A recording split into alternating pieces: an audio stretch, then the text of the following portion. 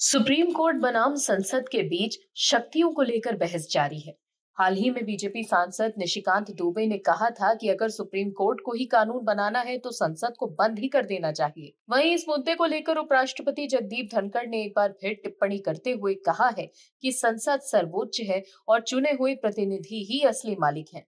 संवैधानिक पद पर बैठे हर व्यक्ति का प्रत्येक शब्द देश के हित में होता है। वहीं निशिकांत दुबे के बयान के खिलाफ दायर याचिका पर सुप्रीम कोर्ट सुनवाई के लिए तैयार हो गया है। याचिकाकर्ता ने मांग की थी कि दुबे के खिलाफ अवमानना का केस चले। वहीं शीर्ष अदालत और संसद के बीच शक्तियों को लेकर बहस के बीच जज पर भी सवाल उठ रहे हैं। एक जज दूसरे जज पर आरोप लगा रहे हैं। वहीं पिछले महीने 14 मार्च को दिल्ली हाईकोर्ट ने जज यशवंत वर्मा के आवास के एक स्टोर रूम में आग लगी थी, जहां पर उनके घर में बड़ी मात्रा में कैश मिला था।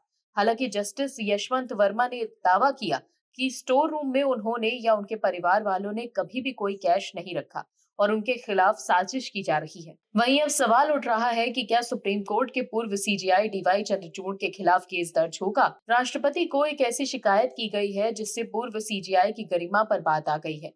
क्या पूर्व सीजीआई सिर्फ अपनी लेगेसी की ही चिंता में थे? उन्हें ये डर था कि आखिर उनके रिटायर होने के बाद लोग उनके कार्यकाल को कैसे देखेंगे।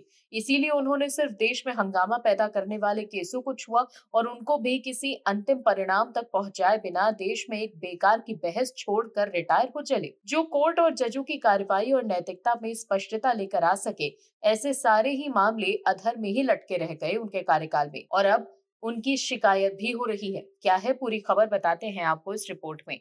दरअसल पूर्व सीजेआई डीवाई चंद्रचूड़ के खिलाफ राष्ट्रपति को एक शिकायत भेजकर सीबीआई जांच की मांग की गई। वहीं आपको ये भी बता दें कि शिकायतकर्ता कोई आम आदमी नहीं है, बल्कि पटना हाईकोर्ट के रिटायर्ड जज हैं, जिनका नाम राकेश कुमार है। पटना हाईकोर्ट के पूर्व जज का आरोप है कि कथित तौर पर पूर्व सीजेआई डीवाई चंद्रचूड़ ने एक मामले को सुनवाई के लिए सूचीबद्ध करने में अति सक्रियता दिखाई थी। आपको बता दें, किसी भी मामले को कब और किस पीठ के समक्ष सुनवाई पर लगाया जाएगा, ये तय करने का अधिकार सीजेआई का ही होता है।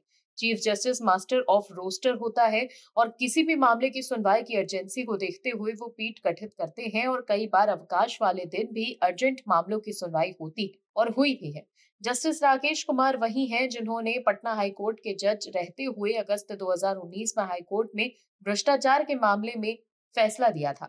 उस फैसले के बाद काफी विवाद हुआ था और 2 महीने बाद उनका तबादला आंध्र प्रदेश हाईकोर्ट कर दिया गया था। जस्टिस राकेश के पत्र में आरोप लगाया है कि पूर्व सीजेआई डीवाई चंद्रचूड़ ने कथित तौर पर 1 जुलाई 2023 के फर्जी दस्तावेज सृजित कर किसी को दोषी ठहराने का प्रयास करने के आरोपित अभियुक्त तीस्ता सीतलवाड़ की जमानत याचिका पर सुनवाई के लिए एक ही दिन में 2 बार विशेष पीठ गठित की थी।